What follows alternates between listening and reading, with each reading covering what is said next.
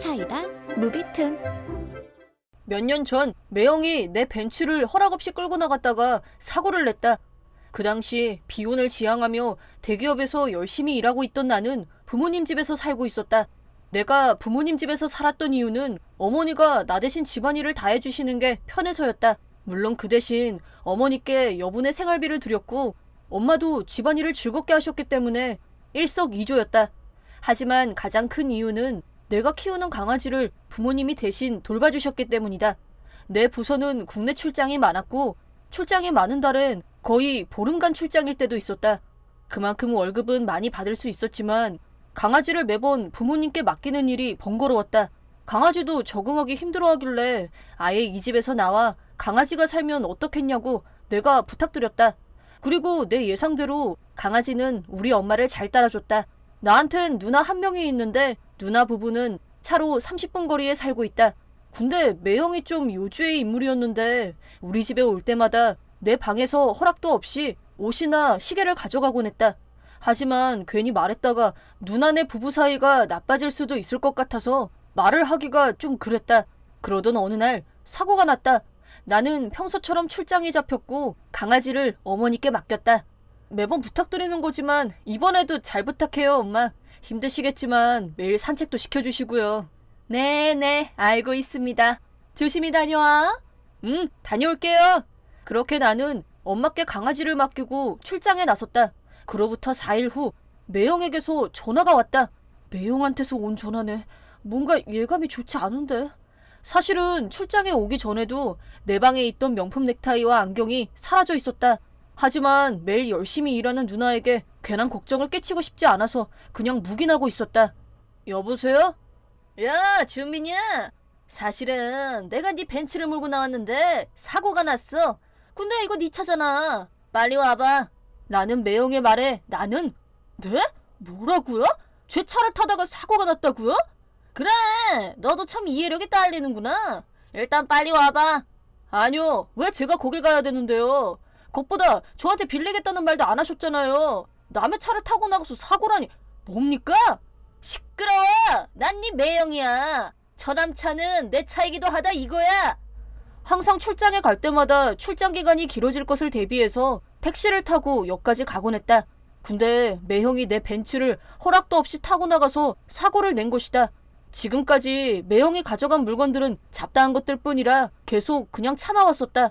근데 설마 벤츠를 허락도 없이 타다니, 이건 생각지도 못했다. 내가 차키를 집에 두고 온 이유는 그 사이 아버지가 내 차를 타고 다니셨기 때문이다. 아버지는 내가 어렸을 때부터 벤츠는 좋은 차란다. 아빠의 드림카지. 라는 말을 듣고 자랐고 언젠가 아버지를 벤츠에 태워드리겠다고 다짐했었다. 그래서 대기업에 취업하고 순조로운 출세길을 걷고 있을 때 바로 벤츠를 샀다. 사실 아버지께 선물해드리고 싶었지만 아버지가 순순히 받지 않으시리라는 건 잘 알고 있었다. 그래서 출장에 갈 때는 차키를 두고 갈 테니 타고 싶을 때 언제든 타라는 암묵적인 룰을 만들었다. 절대 제멋대로인 매형을 위해 두고 간 차키가 아니었다. 나는 끓어오르는 분노를 억누르며 다시 한번 말하지만 저는 못 가요. 왜냐면 저 지금 출장 중이거든요. 뭐? 장난하지 말고. 지금 어디 있는데? 저 지금 회사 연수차 출장 왔거든요. 앞으로 며칠간은 집에 못 가요. 장난하지 마. 네가 안 오면 내가 다 물어내야 하잖아. 아니, 매형이 한 거 맞잖아요. 무슨 말 하는 거야? 매형은 벤츠를 과시하며 달리다가 서 있는 차에 전속력으로 박은 모양이었다. 내 차니까 나한테 책임을 떠넘기면 된다고 생각하고 운전한 사람을 부를 테니 조금만 기다려달라고 말한 모양이었다. 차체가 단단한 벤츠는 피해 차량에 엄청난 피해를 주고 말았다. 매형은 내게 지금 당장 돌아오라고 했다. 그러던 중 전화기 너머로 여자 목소리가 들려왔다. 아무래도 피해 차량의 차주인 듯했다. 세상에, 내 차 좀 봐. 아, 정말로 죄송합니다. 저희 처남이 사고를 냈는데 무서웠는지 도망가 버렸어요. 저 새끼가 지금 무슨 헛소리를 짓거리는 거야? 그러다 잠시 후 또 다른 목소리가 들려왔다. 우리 딸 차를 이렇게 만든 범인이 너야? 네?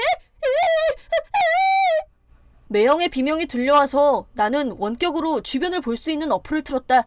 그러자 조폭 피지컬을 한 피해 차주의 아빠가 매형을 향해 다가오고 있었다. 어이, 거기 너!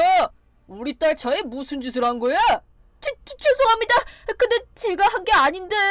이 새끼가 지금 무슨 말 하는 거야? 네가 아니면 누가 운전을 했다는 거야? 그게요. 어?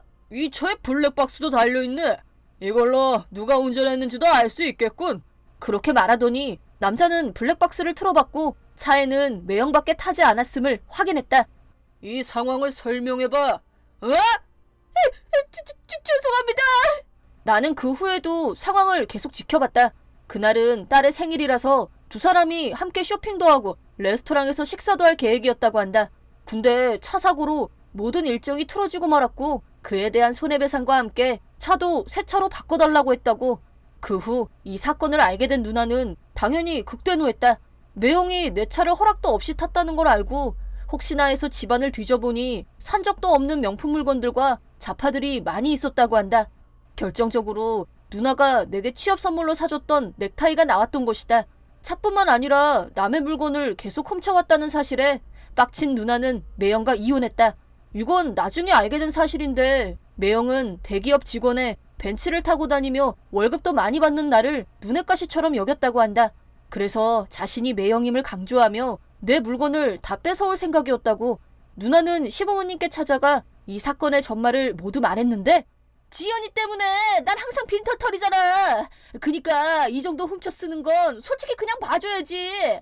네가 건강하게 나왔으면 이런 일도 없었잖아. 라며 딸을 욕했고 그 말에 빡친 아버지에게 흠씬 두들겨 맞다가 결국 실신했다고 한다. 사실 내 조카 지연이는 태어날 때부터 몸이 약해서 입퇴원을 반복하고 있다. 그래서 누나 부부는 항상 돈이 부족했고 지연이 때문에 일을 쉴 때도 있어서 월급을 적게 받을 때도 있었다. 하지만 부족한 돈을 메꾸기 위해 누나는 아침 일찍부터 밤 늦게까지 일을 했고 그 사실을 시부모님도 잘 알고 있었다. 오히려 우리도 연금으로 먹고 사는 처지라 도움을 못 줘서 미안하다. 참 한심하구나. 라며 운 적도 있었다고. 나는 매형에게는 말하지 않았지만 보너스가 나오는 달엔 이거 누나 써. 누나도 돈 때문에 너무 무리하지 말고. 누나가 아프면 지연이가 너무 불쌍하잖아. 항상 미안해. 누나는 항상 미안해했다. 그래서 더더욱 매형을 용서할 수 없었던 것이다.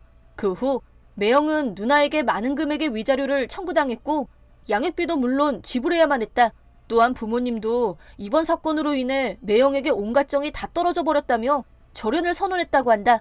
게다가 내 차 수리비와 지금까지 빌린다는 명목으로 가져간 물건들의 손해배상액 그리고 조폭 피지컬 부녀의 차를 부순 변상금과 생일날을 망친 위자료까지 모두 다 해서 막대한 금액을 배상하게 됐다. 그 후 살 것도 없어지고 돈도 다 떨어진 매형은 빚을 내서 위자료를 갚았고 그래도 부족한 돈은 누나가 그랬던 것처럼 아침 일찍부터 새벽까지 배달을 하며 갚고 있다고 한다. 자업자득인 것 같다. 누나는 이혼 후 부모님 집으로 돌아왔다. 다행히 누나가 옛날에 쓰던 방이 비어있어서 사는 데는 문제가 없었다. 그리고 나는 누나에게 직장을 정리하고 지연이와 많은 시간을 보낼 것을 제안했다. 누나가 쓸 돈 정도는 내가 대줄 수 있으니까. 그랬더니 누나는 너무 기쁘고 미안하다며 엉엉 울었다. 누나가 다음 행복을 찾을 때까진 누나와 조카를 내가 책임져 줄 생각이다. 이번 영상은 어떠셨나요? 재밌게 보셨다면 구독, 좋아요에 댓글까지 달아주시면 감사하겠습니다. 그럼 다음 영상에서 만나요.